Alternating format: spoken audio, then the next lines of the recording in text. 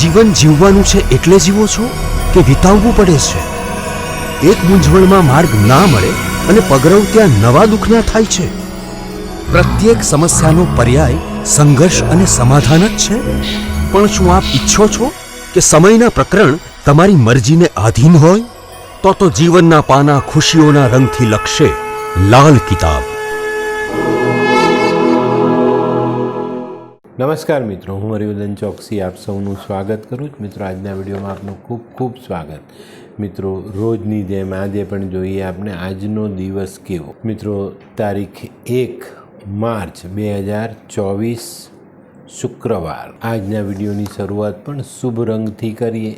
આજનો શુભ રંગ છે આછો બદામી અને આસમાની. આજના અનુકૂળ દેવતા હનુમાનજી અને સૂર્યનારાયણ ભગવાન, સંતોષી માતા. આજની શુભ ધાતુ તાંબુ, ચાંદી અને સોનું. આજે આપણા શરીરમાં પ્રભાવિત થનારું અંગ આપણા શરીરના હાડકાં. આજનો શુભ પદાર્થ ગોળ, કેસર. તો મિત્રો, આજના શુભ અન્ન ઘઉં અને મસૂર. આજનું શુભ દ્રવ્ય ઘી. આજનું ભાગ્યવર્ધક પુષ્પ ગુલાબ ને આજની ભાગ્યવર્ધક સુગંધ હિના. તો મિત્રો, હવે જોઈએ આપણે ગ્રહો આજે આપણા માટે શું લાવ્યા.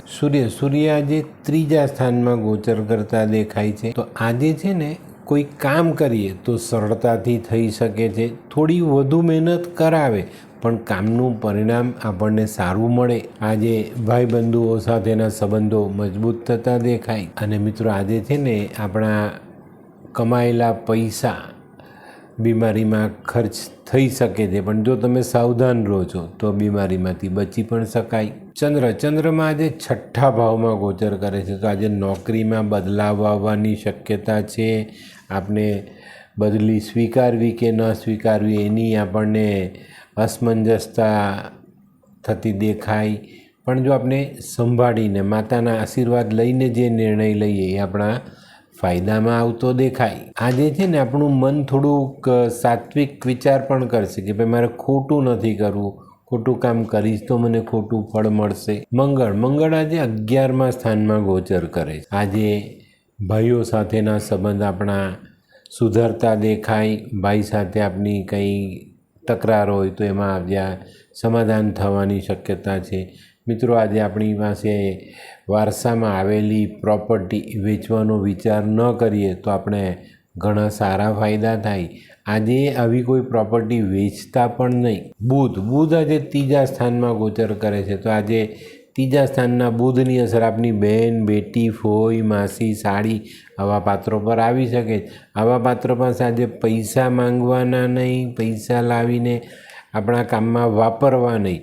અને આવું કરીએ છીએ ને અચાનક જો એ લોકો પૈસા પાછા માંગે તો તમારો સંબંધ બગડી શકે. તો સૌથી સરસ કે આપણે આવા પાત્ર પાસે પૈસા ન લાવીએ. ગુરુ આજે 4થા સ્થાનમાં છે. તો મિત્રો, આજે આપણી ધાર્મિકતા પ્રબળ થતી દેખાય છે. આજે કોઈ સારા કામ કરવામાં આપણે ઘણો આનંદ આવે.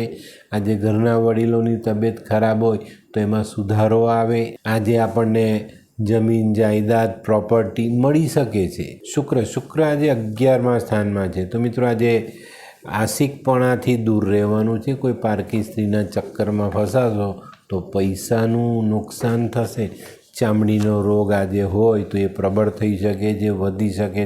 તો સમયસર દવા લેવી જરૂરી છે. આજે કોઈ પણ એવું કામ નહીં કરતા જેમાં પાછળથી પસ્તાવવું પડે. બરાબર.